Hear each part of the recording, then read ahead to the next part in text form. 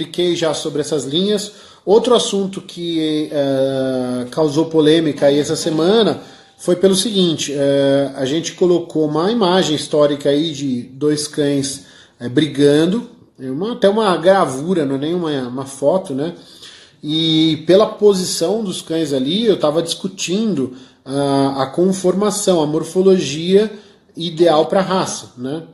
E isso causou um pouco de polêmica, porque quem não conhece a gente pode achar que a gente faz apologia a combate entre cães, e todo mundo sabe que isso não procede, né?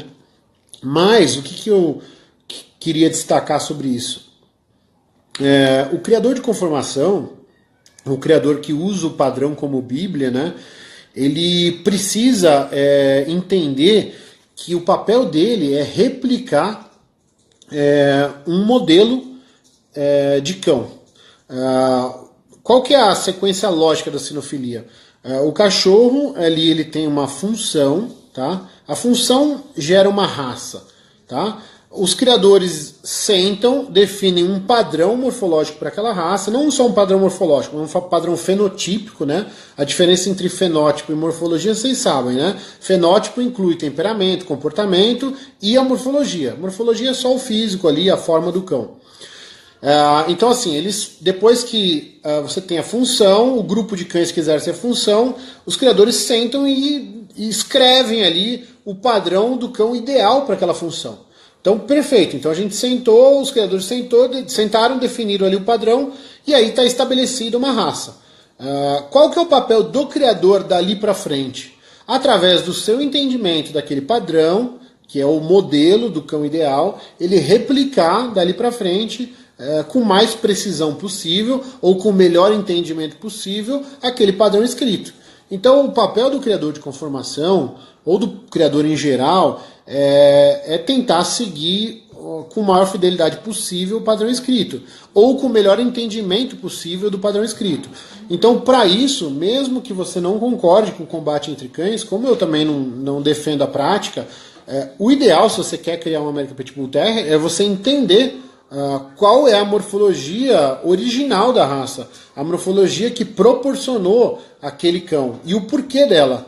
O porquê que a garupa tem que ter 30 graus, o porquê que a linha de dorso tem que ser descendente, porque ele tem que ter uma linha inferior ascendente, porque ele tem que ter um two-cap, porquê que o fêmur tem que ser ligeiramente mais curto. Existe um porquê, né? Se você enxergar a biomecânica ali, como é que é a mecânica do movimento do animal dentro do ambiente dele, da função.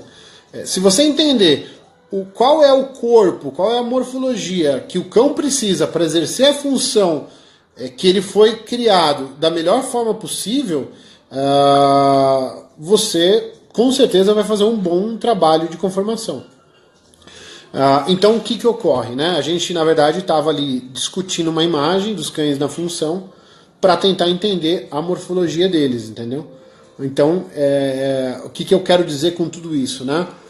Mesmo que você não concorde com o combate entre cães, como a gente também não concorda, estude o que é a originalidade da raça, estude o que é o animal da função e o porquê daquilo, para você fazer um bom trabalho de conformação.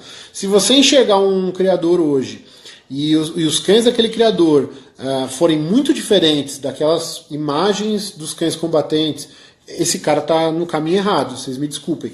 Não existe criador sério que crie simplesmente por gosto pessoal e ignore o padrão escrito da raça e ignore a morfologia ideal para o exercício da função. Não existe, tá?